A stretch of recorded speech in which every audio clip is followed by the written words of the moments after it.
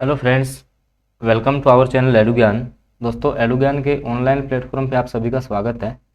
अपन जो अपनी क्लास 10 थी उसकी अपन एनसीईआरटी सोल्व कर रहे हैं। हमारा राजस्थान के नाम से जो बुक चलती है आपकी क्लास 8 के अंतर्गत है, उसके अपन ने 2 वीडियो कवर कर लिए हैं, जो कि आपका पार्ट 1 और पार्ट 2 के नाम से आपको हमारा राजस्थान के नाम से प्लेलिस्ट मिलेगी। उसमें आपको ये सारा कुछ देखने को मिल जाएगा। तो आज अपन स्टार्ट कर रहे हैं इसका जो पार्ट 3 है, जिसमें अपन जो भी चैप्टर इसके बच गए हैं उन सभी को अपन इस वाले पार्ट में देखने वाले हैं। तो देखिएगा, जो 7th चैप्टर है उसका क्वेश्चन नंबर फर्स्ट है आपका कि ग्रामीण गौरव पथ योजना का मुख्य उद्देश्य क्या है। ग्रामीण गौरव जो पथ योजना है उसका मुख्य उद्देश्य क्या है। ग्रामीण क्षेत्रों में सड़कों का विकास करना, ग्रामीण क्षेत्रों में ग्रामीण क्षेत्रों को मेगा हाईवे से जोड़ना, ग्रामीण क्षेत्रों को नेशनल हाईवे से जोड़ना, ये सभी। तो इसका जो आंसर है वो है ग्रामीण क्षेत्रों को मेगा हाईवे से जोड़ना। ध्यान रखना, आपको जल्दबाजी में आंसर ये नज़र आ रहा है, लेकिन आंसर इसका ग्रामीण क्षेत्रों को मेगा हाईवे से जोड़ना। तो इम्पोर्टेंट क्वेश्चन है, आप याद रखोगे। ठीक है, ये वाला जो वीडियो रहेगा वो काफ़ी इंपॉर्टेंट रहेगा, क्योंकि इसमें आपके जो इम्पोर्टेंट क्वेश्चन बनते हैं जैसे विकास योजनाओं से संबंधित, वो सारे मैं कवर करने वाला हूँ। देखिएगा, अगला क्वेश्चन है कि सरकार द्वारा संचालित आर्थिक क्षेत्र की योजनाएं हैं। तो भामाशाह रोजगार सृजन योजना, मुख्यमंत्री युवा संबल योजना, पंडित दीनदयाल उपाध्याय ग्रामीण कौशल योजना। तो ये सारी योजनाएं आपकी आर्थिक क्षेत्र से संबंधित हैं। तो ऑप्शन नंबर जो 4 है ये सभी इस क्वेश्चन का करेक्ट आंसर रहने वाला है। अगला क्वेश्चन है, सरकार द्वारा संचालित कृषि क्षेत्र में संचालित योजनाओं में से सम्मिलित नहीं है। कृषि की योजनाएं देखना, प्रधानमंत्री फसल बीमा योजना कृषि से संबंधित है, किसान कलेवा योजना कृषि से संबंधित है, राष्ट्रीय आयुष मिशन कृषि से संबंधित है, लेकिन मुख्यमंत्री युवा जो संबल योजना है वो आपकी कृषि से संबंधित नहीं है। तो ऑप्शन नंबर 4 इस क्वेश्चन का करेक्ट आंसर हो जाएगा। आगे देखिएगा, अगले क्वेश्चन की तरफ अपन चलते हैं। क्वेश्चन नंबर 4 है आपका कि सतत विकास लक्ष्य में कितने लक्ष्य निर्धारित किए गए हैं। तो इसमें 17 लक्ष्य निर्धारित किए गए हैं। वेरी वेरी इंपॉर्टेंट क्वेश्चन है कि सतत विकास लक्ष्य में कितने लक्ष्य आपके निर्धारित किए गए हैं। अगला क्वेश्चन है, आयुष्मान भारत योजना का संबंध है। तो आयुष्मान जो भारत योजना है वो शिक्षा से संबंधित है, कृषि से है, महिला से है या स्वास्थ्य से है। तो आपकी जो आयुष्मान भारत योजना है वो आपकी स्वास्थ्य से संबंधित है। आगे देखिएगा, अगला क्वेश्चन, एक सेकेंड, हाँ, सरकार द्वारा संचालित ग्रामीण विकास संबंधी योजनाएं हैं। ग्रामीण विकास के लिए कौन सी योजनाएं हैं। तो मुख्यमंत्री आदर्श ग्राम पंचायत योजना, अटल भूजल योजना और स्वच्छ भारत अभियान। तो ये सारी जो योजनाएं हैं वो आपकी ग्रामीण विकास से संबंधित है। ध्यान रखना, ये वाला चैप्टर आपके लिए काफ़ी इंपॉर्टेंट है राजस्थान के किसी भी गवर्नमेंट एग्जाम के लिए, क्योंकि योजनाएं यहीं से आ जाएंगी आपकी। देखिए अगला क्वेश्चन, आईएम शक्ति फंड का संबंध किन योजनाओं से। आईएम शक्ति जो फंड है उसका संबंध किस योजनाओं से है। तो इसका जो संबंध है वो है आपका महिला सशक्तिकरण संबंधी योजनाओं से। ध्यान रखना, आईएम शक्ति फंड इसका जो संबंध है वो आपकी महिला सशक्तिकरण संबंधी योजना से है। अगला क्वेश्चन है, साझा अभियान का मुख्य उद्देश्य है। तो लिंग परीक्षण से मुक्त कराना, विधवा विवाह करने से, या बाल विवाह से मुक्ति करना, या ये सभी। तो आपका जो साझा अभियान है वो बाल विवाह से मुक्ति प्राप्त करने से संबंधित है। ध्यान रखना, इसका मुख्य उद्देश्य क्या है, बाल विवाह से मुक्ति प्राप्त करना। तो इसके लिए आपका कौन सा अभियान चलाया गया है, साझा अभियान आपका चलाया गया है। तो काफी इंपॉर्टेंट क्वेश्चन है। आगे देखो, अगला क्वेश्चन है क्वेश्चन नंबर 9, किस योजना का मुख्य उद्देश्य मातृ एवं शिशु मृत्यु दर को कम करना है। तो फसल बीमा योजना नो, राष्ट्रीय आयुष मिशन नो, राजस्थान जननी शिशु सुरक्षा योजना। तो यही हो जाएगी। तो ऑप्शन नंबर जो 3 है वो इस क्वेश्चन का करेक्ट आंसर रहने वाला है। आगे देखिएगा, अगला क्वेश्चन है, किस योजना का मुख्य उद्देश्य औषधीय पौधों की खेती को प्रोत्साहन और दवाओं को जो कच्चे माल है उनकी उपलब्धता करवाना है। तो देखिएगा, राष्ट्रीय आयुष मिशन, जननी सुरक्षा तो अभी मैंने बताया शिशु और उससे वो संबंधित, भूजल से संबंधित होगी नहीं, युवा संबल योजना आपकी अलग है, तो राष्ट्रीय आयुष मिशन हो जाएगा। ठीक है, आगे देखो, और इसमें साथ में आपको वो भी याद रखनी है, हर घर औषधि योजना। किस योजना का मुख्य उद्देश्य बालिका संरक्षण में संलग्न व्यक्तियों व संगठनों को सम्मानित करना है, कि भाई जो भी आपके बालिका संरक्षण में जो व्यक्ति लगे हुए हैं या संगठन हैं उनको सम्मानित जो करना है वो किसका उद्देश्य है, किस योजना के अंतर्गत एक आ गया है। तो गरिमा बालिका संरक्षण और सम्मान योजना, गरिमा बालिका संरक्षण व सम्मान योजना इस क्वेश्चन का करेक्ट आंसर हो जाएगा। आगे देखिएगा, अगला क्वेश्चन है किस योजना का मुख्य उद्देश्य शिक्षित युवाओं को 2 वर्ष की अवधि के लिए बेरोजगारी भत्ता, तो आपकी युवा संबल योजना हो जाएगी। ठीक है, आगे देखो अगला क्वेश्चन, किस योजना का मुख्य उद्देश्य सामुदायिक सहयोग के माध्यम से भूजल प्रबंध में सुधार करना है, तो आपकी भूजल योजना हो जाएगी, अटल भूजल योजना। और अगला है राजस्थान जन आधार योजना आपकी कब से शुरू की गई थी, तो ये आपकी 2018 से शुरू हुई थी राजस्थान जन आधार योजना। तो ये तो आपका चैप्टर था कौन सा, योजनाओं वाला। अगला जो चैप्टर है आपका, मैं आपको बता दूं उससे पहले अपन सोल्व कर रहे हैं हमारा राजस्थान के नाम से जो बुक चलती है आपकी क्लास 8 के अंतर्गत। और मैं आपको बता दूं इसी प्लेटफॉर्म पे इसी चैनल पे अपन 6 की बुक मैंने करवा दी, 7th, उसके बाद में अपनी चल रही है 8th की। तो आज ये 8th का लास्ट वीडियो है। इसके बाद में आपके 9th, 10th, 11th और 12th की बुक का सॉल्यूशन अपन जल्दी लेके आएंगे। तो इसके लिए आप चैनल को सब्सक्राइब जरूर कर लेंगे और आपको हमारा राजस्थान के नाम से प्लेलिस्ट मिल जाएगी चैनल पे, तो उसमें सारे वीडियो आपको देखने को मिलेंगी। तो अगला चैप्टर देखो, अगला चैप्टर है जन जागरण एवं सामाजिक सुधार हेतु राष्ट्रीय प्रयास। तो इसका जो पहला क्वेश्चन है आपका वो है राज्य में चाइल्ड हेल्पलाइन हेतु आपातकालीन पहुंच सेवा का टोल फ्री सेवा नंबर कौन सा है। ध्यान रखना, जो चाइल्ड हेल्पलाइन है उससे संबंधित आपका नंबर है 1098 1098 आप याद रखेंगे। अगला, बेटी बचाओ बेटी पढ़ाओ अभियान की शुरुआत प्रधानमंत्री नरेंद्र मोदी द्वारा कब की गई थी, तो ये आपकी 2015 में हुई थी हरियाणा से। आगे देखिएगा, राज्य सरकार द्वारा राज्य महिला आयोग का गठन कब किया गया था, तो ये आपका 15 मई 1999 को इसका गठन हुआ था। ध्यान रखना, इंपॉर्टेंट क्वेश्चन है, बार बार रिपीट होता है ये क्वेश्चन कि राज्य महिला आयोग का जो गठन है वो कब किया गया था, तो 15 मई 1999 याद रखोगे आप डेट, 15 मई 1999 को किया गया था। आगे देखो अगला क्वेश्चन है भूदान आंदोलन की शुरुआत किसने की थी, तो आपके विनोबा भावे के द्वारा भूदान आंदोलन चलाया गया था। तो ये भी आपका इंपॉर्टेंट रहेगा। अगला है राजस्थान निःशुल्क एवं अनिवार्य शिक्षा, आपका जो RT एक्ट है वो राजस्थान के अंतर्गत आपका कब लागू हुआ, तो 1 अप्रैल 2011 से, 1 अप्रैल 2011 से। आगे देखो, अब देखो RT जो आपका एक्ट है के तहत निजी स्कूलों में कमजोर व पिछड़े वर्ग के बच्चों के लिए कितनी % जो सीटें वो आरक्षित हैं, तो आपकी 25% हो जाएंगी। ठीक है, अगला क्वेश्चन है वही RT एक्ट का है, 6 से 14 वर्ष आयु के बच्चों को निःशुल्क एवं अनिवार्य प्रारंभिक शिक्षा का प्रावधान है, वह है कौन सी क्लास तक है आपका, तो क्लास 1 से लेके 8 तक है। ध्यान रखना, RT से संबंधित क्वेश्चन थे, हालांकि आपके अच्छे से क्लियर होगा RT एक्ट। आगे देखो EVM का पूरा नाम क्या है, तो आपकी इसका पूरा जो EVM है उसका पूरा नाम हो जाएगा इलेक्ट्रॉनिक वोटिंग मशीन।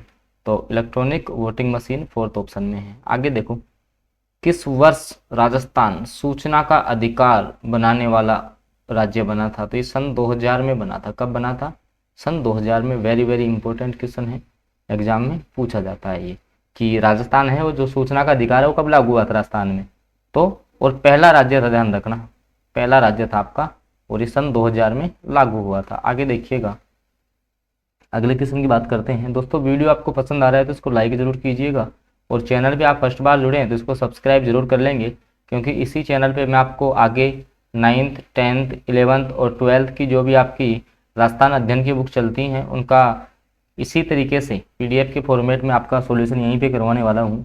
तो देखिएगा, अगला क्वेश्चन है नवंबर 1989 को संयुक्त राष्ट्र की आम सभा द्वारा बाल अधिकार समझौते को पारित किया गया, जिसमें बच्चों को कौन से अधिकार 4 मूल सिद्धांतों पर आधारित हैं, तो जीने का अधिकार है, विकास का अधिकार है, सुरक्षा का अधिकार है, तो सारे हो जाएंगे। ठीक है, अगला क्वेश्चन, राजस्थान सरकार द्वारा ग्राम दान अधिनियम कब पारित किया गया, तो ये किया गया आपका 1971 में। इंपॉर्टेंट क्वेश्चन है एग्जाम की दृष्टि से, ध्यान रखना। ग्रामदान अधिनियम। अगला क्वेश्चन है काश्तकारी अधिनियम कब पारित हुआ? तो आपका काश्तकारी वाला पारित हुआ था आपका 1955 में। कब हुआ था? 1955 में। ये भी आपका इम्पोर्टेंट क्वेश्चन है। अगला क्वेश्चन, हाँ, भारत सरकार ने नागरिक अधिकार संरक्षण अधिनियम कब लागू किया? तो ये भी आपका 1955 हो जाएगा। ठीक है, बाकी काश्तकारी अधिनियम आप याद रखना, एग्जाम में पूछा जाता है, ये इंपॉर्टेंट क्वेश्चन है। राजस्थान सरकार ने केंद्र सरकार द्वारा अनुसूचित जाति जनजाति अत्याचार निरोधक कानून को कब पारित किया था? तो 1989 के अंतर्गत इस कानून को पारित किया गया था। अगला क्वेश्चन, घरेलू हिंसा, महिला की जो घरेलू हिंसा है वो जो अधिनियम है वो कब पारित हुआ था? ये आपका 2005 में हुआ था। आगे देखो, निष्पक्ष व नीति परक मतदान निम्न में से कौन सा है? निष्पक्ष और नीतिपरक मतदान कौन सा है? तो आपका जो सूचित मतदान है, ध्यान रखना, सूचित जो मतदान है वो आपका निष्पक्ष और नीतिपरक मतदान है, इसको आप ध्यान में रखेंगे। आगे देखो, अगला जो क्वेश्चन है वो है आपका, देखो पॉलिटिक्स संबंधित आएगा, और मैं आपको बता दूं अपन सोल्व कर रहे हैं क्लास 8th में जो आपकी हमारा राजस्थान के नाम से बुक चलती है, हमारा राजस्थान, उसका आज ये लास्ट वीडियो है। इसके अंतर्गत अपन सारे जो चैप्टर रह गए उनको कवर करेंगे। तो उसी दिशा में अगला अपना चैप्टर आ गया है ग्रामीण एवं शहरी प्रशासन। देखिएगा, ग्रामीण और शहरी प्रशासन की अपन बात कर लेते हैं कि नगर पालिका के अध्यक्ष को क्या कहते हैं? भाई नगर पालिका का जो आपका अध्यक्ष है उसको क्या बोलते हैं? तो नगर पालिका अध्यक्ष बोलते हैं। ठीक है, ऑप्शन 4 हो जाएगा। अगला क्वेश्चन, ग्राम सभा की बैठक कितने, कहने का मतलब आमतौर पर ग्राम सभा की बैठकें किस दिन नहीं होती हैं? तो ये आपकी 31 दिसंबर को नहीं होती हैं। ठीक है, 31 दिसंबर को ये बैठक नहीं होती हैं, ये पूछा है, ध्यान रखना, इंपॉर्टेंट बन जाता है। नगरीय स्वशासन की इकाई निम्न में से कौन सी एक नहीं है? नगरीय स्वशासन की बात कर रहा है तो देखो, नगर पालिका, नगर निगम, नगर परिषद, जबकि जिला परिषद इसके अंतर्गत नहीं आएगा। आगे देखो, हमारे देश में किस संविधान संशोधन विधेयक द्वारा पंचायती राज व्यवस्था को अपनाया गया? तो आपको पता है कि 73वें संविधान संशोधन जो विधेयक था, जो जैसे आपने जो पंडित जवाहरलाल नेहरू हैं, उन्होंने नागौर से पंचायती राज व्यवस्था का शुभारंभ किया था 1959 में, आपने ये भी पढ़ा होगा। अगला क्वेश्चन देखो, ग्राम पंचायत का मुखिया कौन होता है? तो ग्राम पंचायत का आपका सरपंच हो जाएगा। जिला परिषद का मुखिया कहलाता है तो जिला प्रमुख कहलाएगा। पंचायत समिति का सरकारी पदाधिकारी कौन होता है? तो खंड विकास अधिकारी, जिसको आप बोलते हो। ठीक है, और पंचायत समिति का मुखिया आपका कौन हो जाएगा? प्रधान हो जाएगा ना। आगे देखो, राजस्थान में पहला ग्राम न्यायालय किस स्थान पर खोला गया? इंपॉर्टेंट क्वेश्चन है, ध्यान रखना, एग्जाम में छपने वाला क्वेश्चन है ये। ठीक है, राजस्थान में पहला ग्राम न्यायालय किस स्थान पर खोला गया? तो ये आपका बस्सी जयपुर में खोला गया। ध्यान रखना, कहाँ खोला गया? बस्सी जयपुर में। 4th ऑप्शन इसका करेक्ट हो जाएगा। वेरी वेरी इंपॉर्टेंट क्वेश्चन है। अगला क्वेश्चन है, जिला परिषद के कार्यों में शामिल नहीं है। जिला परिषद का कौन सा काम नहीं है? पंचायतों की बैठक और ग्राम सभाओं का पर्यवेक्षण करना, पंचायत समितियों व पंचायतों की निधियों का अंतरण करना, ग्रामीण क्षेत्र की जनता की शिकायतें दूर करना, माध्यमिक शिक्षा। अब शिक्षा में बात आ जाएगी तो शिक्षा में जिला परिषद का कोई काम नहीं है। आगे देखो, अब जो लास्ट चैप्टर है आपका, जो हमारा राजस्थान के नाम से बुक चल रही है आपकी क्लास 8, उसका जो आपका लास्ट जो चैप्टर है वो है आपका 10th चैप्टर राजस्थान में कला संस्कृति है। इसके बाद और कोई चैप्टर होगा तो अपन देख लेंगे, शायद मेरे हिसाब से लास्ट होना चाहिए आपका। ठीक है, हाँ, ये आपका लास्ट चैप्टर है। देखिएगा, इसके क्वेश्चन पे अपन देख लेते हैं। अब ये जो आपका चैप्टर है वो कला संस्कृति से संबंधित क्वेश्चन आएंगे, इसमें ध्यान रखना। ठीक है, राजस्थान की कला और संस्कृति। देखिएगा, पहला क्वेश्चन, जैसलमेर का सोनारगढ़ दुर्ग किससे निर्मित है? तो ये आपका पीले बलुआ पत्थरों से निर्मित है, ध्यान रखना। और जो आपका जैसलमेर दुर्ग है वो धानव दुर्ग की श्रेणी में आता है। ठीक है, कौन सा दुर्ग? धानव दुर्ग की श्रेणी में आता है, इसको भी आप याद रखोगे। गागरोन का दुर्ग कैसा हो जाएगा? तो ये आपका जल दुर्ग हो जाएगा। कैसा हो जाएगा? आपका जल दुर्ग हो जाएगा गागरोन का दुर्ग। ठीक है, काली सिंध और आहू नदी के संगम पर बना है ये। ठीक है, काली सिंध और जो आहू नदी है उसके संगम पर भी बना हुआ है। मिट्टी का किला तो आपका जो लोहागढ़ का जो किला है वो आपका मिट्टी का किला उस नाम से जाना जाता है। अगला क्वेश्चन देखिएगा, द गोल्डन फोर्ट, ठीक है, द गोल्डन फोर्ट किसको बोलेंगे, तो जैसलमेर का जो किला है, क्योंकि जैसलमेर को अपन क्या बोलते हैं, स्वर्ण नगरी, ठीक है, तो गोल्डन फोर्ट हो जाएगा आपका जैसलमेर का किला। किस दुर्ग का सर्वाधिक उच्च भाग कटारगढ़ कहलाता है, तो आपको पता है कुंभलगढ़ के अंतर्गत एक अंत्य दुर्ग है जिसको अपन कटारगढ़ बोलते हैं, तो कुंभलगढ़ दुर्ग क्वेश्चन का करेक्ट आंसर रहने वाला है। आगे देखिएगा, क्वेश्चन नंबर जो 6 है, देलवाड़ा का जैन मंदिर कहाँ स्थित है, तो आपका आबू पर्वत सिरोही में हो जाएगा। और खाटू श्याम जी का जो मंदिर है वो आपका खाटू सिक्कर के अंतर्गत हो जाएगा। रणकपुर का जैन मंदिर पाली में है, सबको पता है। जो अगर जैसे मान लो क्वेश्चन उस प्रकार का आएगा कि जो आपके गाइडों में नहीं मिलेगा तो उसको मैं आपको नोट करवाऊंगा। श्री एकलिंग जी का मंदिर कहाँ पर है, तो ये आपका उदयपुर में हो जाएगा।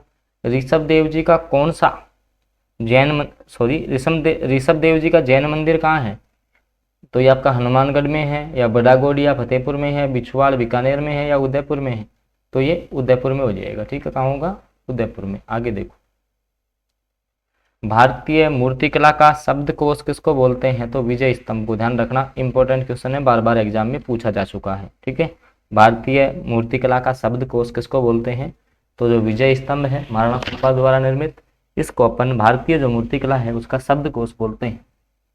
महाराणा प्रताप का जन्म कहाँ हुआ था, तो महाराणा प्रताप का जो जन्म है वो कुंभलगढ़ दुर्ग में हुआ था। ठीक है, आगे देखो अगला क्वेश्चन, बनी ठनी चित्र शैली है, तो ये आपके किशनगढ़ चित्र शैली हो जाएगी। मंदिरों का विकास किस काल से माना जाता है, तो ये आपका गुप्त काल से माना जाता है, ध्यान रखना।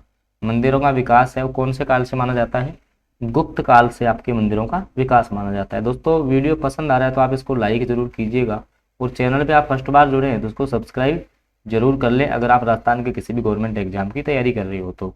अगला क्वेश्चन है, मिट्टी की मूर्तियों को आग में पकाकर बनाने की कला को अपन क्या बोलते हैं, तो इसको बोलते हैं आपकी टेराकोटा कला, ध्यान रखना। कौन सी कला, टेराकोटा कला। आगे देखो, हाँ, सालिम सिंह की हवेली, नथमल की हवेली, पटुओं की हवेली किस जिले में है, तो ये सारी आपकी जैसलमेर में हो जाएंगी। ठीक है, सालिम सिंह की हवेली, नथमल की हवेली और पटुओं की हवेली। और मैं आपको क्वेश्चन देता हूँ कि पंसारी की हवेली कहाँ पर है, ये आपको कमेंट करके बताना है। ठीक है, पंसारी की हवेली ये कहाँ पर है, तो ये आपको कमेंट में इसका आंसर देना है। आगे देखिएगा, मूसी महारानी की छतरी कहाँ हो जाएंगी, तो आपकी अलवर में हो जाएंगी। कहाँ हो जाएंगी, अलवर में। 84 खंभों की छतरी आपकी बूंदी में हो जाएंगी। आगे देखो अगला क्वेश्चन, किस शैली के चित्रों में कदम्ब वृक्ष को अधिक महत्व दिया गया है, तो ये आपका उदयपुर शैली के अंतर्गत, ध्यान रखना। कदम्ब वृक्ष का नाम आते ही, कदम्ब वृक्ष क्वेश्चन में मिलते ही आपको आंसर टिक करना है उदयपुर। क्या का टिक करना है आपको, उदयपुर टिक करना है। 32 खंभों की छतरी किसमें है, रणथंभौर दुर्ग में। किसमें है, रणथंभौर दुर्ग में। और आपको ये कमेंट करके बताना है जो 32 खंभों की छतरी है रणथंभौर दुर्ग में वो किसकी छतरी है। ठीक है, वो किसकी छतरी है ये आपको कमेंट बॉक्स में बताना है। तो दोस्तों ये थे अपन ने जो क्लास 8 है उसका अपन ने सारा कर लिया है, और आपकी जो रीट की तैयारी भी अच्छी चल रही होगी। इसके अलावा सेकंड ग्रेड का आपका एग्जाम है, तो उसके लिए आप चैनल से लगातार जुड़ सकते हैं, आपको यहाँ से काफ़ी बेनिफिट होने वाला है। तो दोस्तों आज के वीडियो में अपन इतना ही रखेंगे, मिलेंगे अपन अगले वीडियो में, तब तक के लिए इतना ही।